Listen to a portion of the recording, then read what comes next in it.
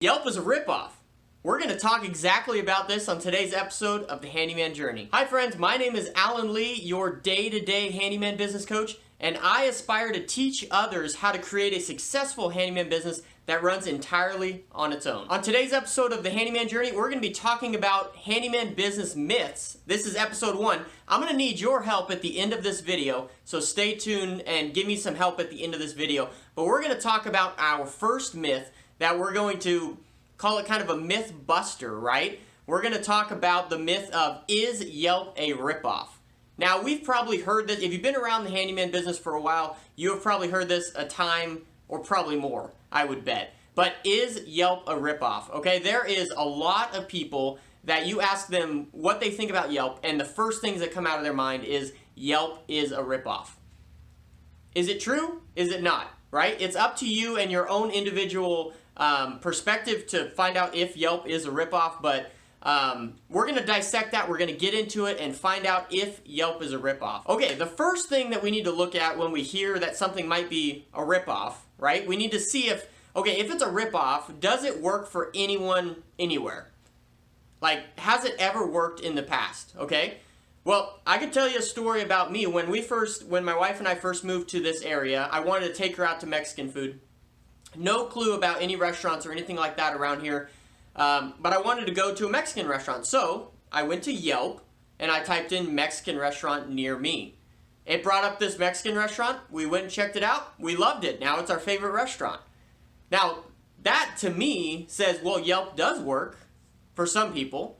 It may not work for everyone, but what we need to find out, really, I think the question is the people that are saying Yelp is a ripoff, do they encompass everyone in the whole world? Okay, Yelp may be a ripoff for someone on one side of the U.S., but may work perfectly for someone else on the other side of the U.S. And we as handyman business owners, we need to have an open mind in order to think that way. Sometimes something can be both right and wrong at the same time. Sometimes Yelp can be a ripoff for someone while being a savior for someone else. Now, it just takes knowledge to figure out which one of those is going to work for me. So, for instance, we have a training here at the Handyman Journey where we train people to find their #1 ad platform in their area. Now, this is the most important thing when you were discussing this problem of, is Yelp a ripoff, okay? Yelp might be a ripoff for you. You could use that word ripoff, or it might not work for you simply because it's not the #1 ad platform in your area. I will link a video up here where you can take a look at that, where we explain how in-depth, how to find out what your #1 ad platform is in your area, because it differs for everyone. So in some areas, Yelp might be your #1 ad platform, and in that case, it's going to work very well for you. In some areas, Yelp may not be your #1 ad platform. In fact, it may not even be your top 5 ad platforms. And in that case, it's not going to work very well for you. And there's also some other things that could contribute to why Yelp is not working for you. Maybe you don't have it optimized correctly. Maybe you're not using it in the correct way. Maybe you don't respond to messages quickly on that, so you've gotten a bad Yelp score. Maybe you've gotten a lot of bad Yelp reviews. Now, since we're talking about reviews, let's talk about Yelp reviews. Another main reason why people say Yelp is a ripoff is because they hide reviews. Okay? Now, again, you could go to, you know how I act. I act in the whole mentality aspect. And you've probably heard me talk about this many times. You can either choose to be a victim mentality or a champion mentality. It's your choice at the end of the day. But that mentality is going to impact every single thing that you think about, okay? So, Yelp hides reviews, okay? Every platform does it. I'll tell you that right now. Every platform hides a certain number of reviews. Now, they do this in particular to protect reviewers, so that, say, if someone comes in and just blasts, 10 local businesses but has never worked for them, they might hide those reviews because they can find out that those reviews are not truthful, right? So they hide a certain number of reviews based on their algorithm so that basically a business owner can get a better Yelp review or a better Yelp score or a worse Yelp score depending on their actual abilities to do work in the workplace, if that makes sense. So Yelp has to verify leads, right? Because if they took reviews from every single person, then who's to say if you're a handyman business in, in Omaha, then all the other handyman businesses team up and they write bad reviews for you, but they've never worked with you. They're just competition and they're writing bad reviews for you. Now this is the case where Yelp has to verify those leads, and they have to verify those reviews and say, no, I think these reviews are false, so we're not going to put these reviews on his Yelp account because that wouldn't be fair. Now, that's hard for Yelp to figure out, okay? So if you have to figure out an algorithm to stop bad reviews that are not truthful, you're probably going to lose some good reviews in the process. And unfortunately, that is what Yelp has done, as well as many other platforms, okay? Everyone tries to control these reviews so that they can give the most honest review out there as possible that they can, but sometimes you lose a lot of good reviews, right? So on average, Yelp hides about 50% of reviews, okay? Again, this is their algorithm. We're in this pandemic world now, so they're doing a lot more things remotely and robotically and with technology rather than people actually reviewing things. But again, this isn't let alone to Yelp. Every ad platform agency does this. They hide a certain number of reviews, okay? So Yelp, just on average, just a blanket right now in the pandemic, they hide about 50% of reviews, okay? Good and bad. So that means you might have 100 reviews and they might only show 50 of those reviews. Now, some people can say, well, that sucks and that's horrible, and I would agree, that sucks. That's horrible. That stinks because I have worked hard for those reviews. But a champion mentality in that would say, well, if Yelp hides 50% of reviews and I have 50 reviews showing and I have 100 reviews total, then I need to get 200 reviews, so 100 of them show. Or I need to get 300 views or reviews, so 150 of them show, right? A victim mentality would say, they hide 50% of reviews, they're a ripoff, I'm not going to spend any money, right? Now, that is an extreme victim mentality because at the end of the day, every ad platform does it. Every ad platform hides reviews. So you're not going to get away from the review hiding if you go anywhere else, okay? Another major aspect is Yelp.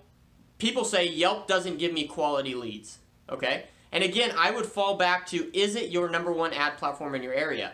Because if it's not your number one ad platform in your area, then you're throwing money away at something that isn't a very good qualified ad platform that you should be spending money on in your area.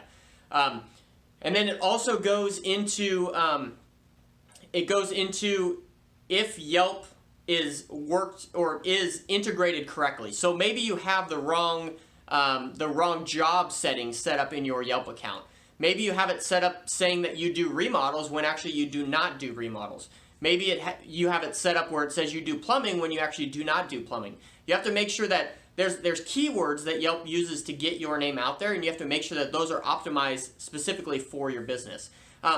Another thing is cost, right? People say, well, anything that costs me money is a ripoff. Now, I would say straight up that's probably a victim mentality, because we are not just creating small businesses that help us pay the bills. We at the Handyman Journey train people how to create big businesses where they can hire people and move on to focus on other things that they're more passionate about in life, or the things that really matter in life. For instance, I was just having a conversation on our local Facebook group, the Mastermind group, talking about cost, right? So some people would say that, like we talked about before, anything that costs money is a ripoff, okay? And I would say that is false. That is false. He asked, how much does it cost per month to be on Yelp? Well, I said, for me, it's costing me $200. Although it varies from area to area, person to person, how much Yelp is going to cost you per month, cost me $200. So that's going to be roughly $72. If we were in business for 30 years, that would be $72,000 out of pocket. Okay? But, yeah, that's a big number, right? But if we're in business for 30 years and we're averaging $200,000, which is what we teach people to do and far beyond that in the Handyman Journey, if we average $200,000 a year over 30 years, that's $6 million. So if you have a $6 million business over 30 years and you've only spent $72,000 on marketing, that is a heck of a deal. Sign me up, Where can I sign? Where can I put my initials? Who can I pay? Sign me up for that gig. That's a pretty good deal. On average, a healthy marketing budget for a big business, which is what we need to think of, which we need to think of ourselves as big businesses, they average 7 to 8% of their gross revenue per month is spent on marketing. So spending money on marketing is not a silly thing to do, but it is a wise thing to do that every single business needs to do. I would agree that you should definitely pursue every avenue of free marketing that you can before you start spending money on marketing, because there's a whole marketing funnel strategy that you need to get set up, and spending money on the marketing is just one aspect of it. So we have a whole training on that at the Handyman Journey, which is the Handyman Marketing Funnel Strategy class. Me and my good friend, marketing expert Jason Call, we just did a really long video on this about how to market your handyman business, and we talked specifically about free platforms that you can get involved in when you're talking about advertising and things like that. I'll link that video up here so you can take a look at that. A lot of really great information. We kind of lay it all out there. Information about free things that you could do, information about things that cost money as far as marketing. But if you are interested in excelling in your handyman business, reach out to me, send me an email at handymanjourney@gmail.com. I would love to talk with you. But is Yelp a ripoff? At the end of the day, it comes down to you, okay? Do you want to play the victim mentality or the champion mentality? And does it even work in your area? Is it your number one ad platform in your area? Is it not your number one ad platform in your area? But at the end of the day, I would encourage you to not listen to other people that it hasn't worked for, because it may not have worked for them, but it may work for you. Because for every single person that it hasn't worked for, there's at least 2 or 3 people that it has worked amazingly for. We have built our business almost entirely on Yelp. So that spurs a big question in my mind whenever I hear someone saying Yelp is a ripoff and don't go for it. Because we have literally built our business. We have trained guys and they have built their business on Yelp as well in other parts of the US and the world. So it's not a matter of Yelp is a ripoff for everyone, but it's Yelp works for some people and doesn't work for some other people. So check out that video that we talked about at the beginning of this video to find your number one ad platform. If you're interested in wondering how to do that, leave me a comment in the comment section. So let's get into the part where I need your guys' help. I'm trying to figure out a title for this new series that I'm running. Okay, I want to call it like Handyman Business Mythbusters, right? I want to start taking common day business myths and breaking them down and really dissecting them and figuring out if they are a myth, if they're true, or if they're plausible, right? So it's kind of like the History Channel's Mythbusters, right? But what do you call it, right? Do I just call it Handyman Business Myths? Or can I have a fun word like I had with a vlog, right? Maybe some of you guys could help me figure out some words. So I would be excited to hear your ideas in the comment section. Leave me a comment.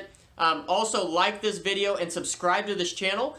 Your subscription really helps other people see this video content, as well as it tells YouTube to tell you next time I come out with some video content. So thank you so much for watching this video. And remember, do not be a victim. Choose the champion mentality. We'll catch you on the next video.